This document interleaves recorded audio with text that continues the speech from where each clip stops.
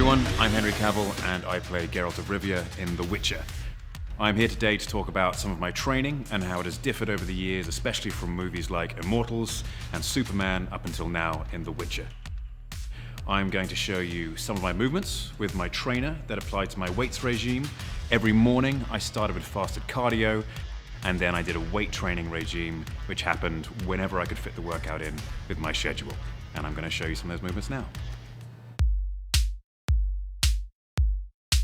This is my trainer Dave Rienzi, and he has guided me through a couple years now of various programs, and for The Witcher in particular we had to focus on things which would support the level of stunt work that I was doing. Absolutely, and really with all the stunt work he's doing, a key foundation movement we're going to incorporate is the Romanian Deadlift to strengthen the posterior chain. He's doing a 4-second negative with this, and then a 2-second pause at the bottom, and then coming back up and contracting the glutes. And the whole key here is just maximizing time under tension, so he's able to fatigue the muscles more, but not overstress his nervous system and his adrenals. Yeah, which helps because the days are long, and it's important for me as an actor to go through all of this, whether it be in the morning or the evening, and still have the ability to come to set and perform as an actor to the highest level, to have the endurance to do all the stunts without getting injured, and to have the neurological capacity to be a great partner to my showrunner. He's doing a 4-second negative with this, and then a 2-second pause at the bottom, and then coming back up and contracting the glutes. What we do with this technique here is I have him utilize a hip circle above his knees. So basically with incorporating that, he's activating his glute medius and really keeping the glutes activated and fired the whole time.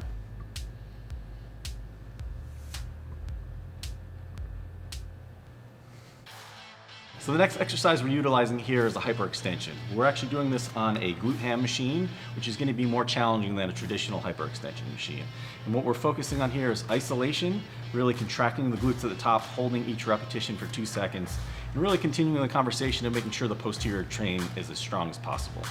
When it comes to the posterior chain and the kind of stunts I have to do, especially when it's pirouettes with swords, anything which is based upon one leg movement where a knee can have a bad injury if you don't have that glute medialis engaged or that posterior chain, this stuff is what saves me. And the focus here is again on isolating the posterior chain, really activating the glutes in the lower back. He's performing the repetitions by pausing at the top for 2 seconds and really squeezing and engaging those glutes. And then his hands are behind his head, which actually makes the movement a little bit more challenging, engaging a little bit more of the erectors as well. Another key to Henry's training here is really focusing on core strength. So this movement we're doing here is an oblique static hold. And what he's doing here, he's extending his arms, he's holding in his core tight, and basically what this is allowing us to do is activate the transverse abdominals and the obliques at the same time. He's also keeping his glutes engaged. By extending his arms out and then inward, he's making the movement even more challenging. So typically what we'll do is he'll hold it out here for about 30 seconds, and then he'll go into extensions.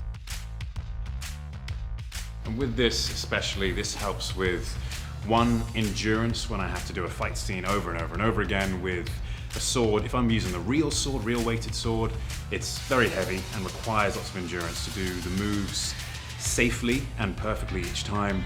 And it also allows for nice explosive movement, which is very typical for The Witcher.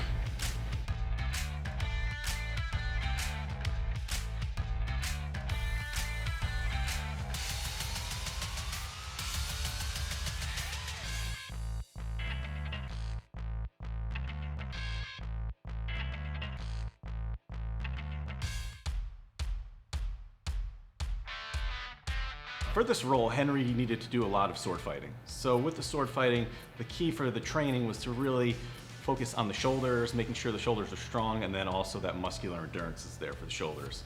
This movement here is a variation of side laterals and front raises. So each repetition is actually 3 repetitions. He's starting out in a traditional side lateral for the first rep, then he's coming a little further forward for the next one, and then doing a traditional front raise for the next one. So this allows us to target the medial deltoid and the anterior deltoid in one movement. As Dave said, this really helps with the sword fighting aspect. Swords are typically very, very heavy, and when you're using them all day long, over and over and over again, every day, it really does help to have that muscular endurance in the shoulders and the strength to be able to move in explosive movements and also control, because when you're film fighting, you're not going through for kill strikes. You're pulling the blow at the last second, but you have to keep that speed up between the striking moment and the stopping moment to make it look realistic. And so the extra strength and endurance in the shoulders really helps with that. He's starting out in a traditional side lateral for the first rep, then he's coming a little further forward for the next one, and then doing a traditional front raise for the next one.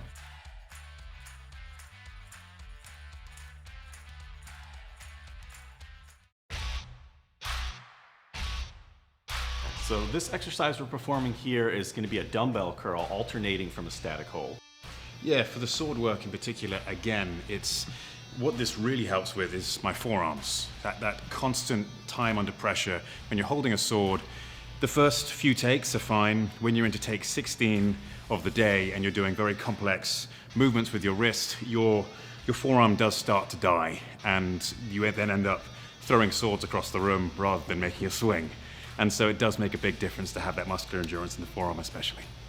With horse riding also, this can make a difference because if you have a particularly powerful horse, whether it be a stallion or anything else, which is really going for it, to have that necessary heave back on the bit, it does help. It does help to have extra strength there.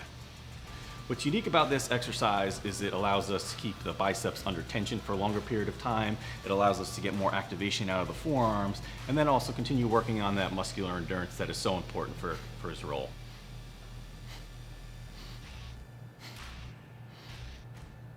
Right everyone, well that's it, and what we've shown you today has been a selection of moves. That is not a workout in particular, but those are moves which we put into workouts depending on which muscle group or muscle groups we are working for that particular day. The most important thing to remember is that you are you. Everyone has a different genetic makeup, everyone is at a different stage of fitness or training, or even has a different amount of calories going in. So you do you, and just make sure each workout is the hardest that you can do it. Don't look at the person next to you, just work out whether you worked as hard as you could for that workout. E aí galera, espero que vocês tenham gostado da legenda. Aqui quem fala é a Júlia Barcelos. Se você já curte nosso trabalho, é muito importante que você se inscreva agora no canal, clica no sininho para receber todas as notificações dos vídeos que a gente vai fazer. Saiba que tem muita coisa legal te esperando aqui no Megascópio. Um mega beijo para vocês!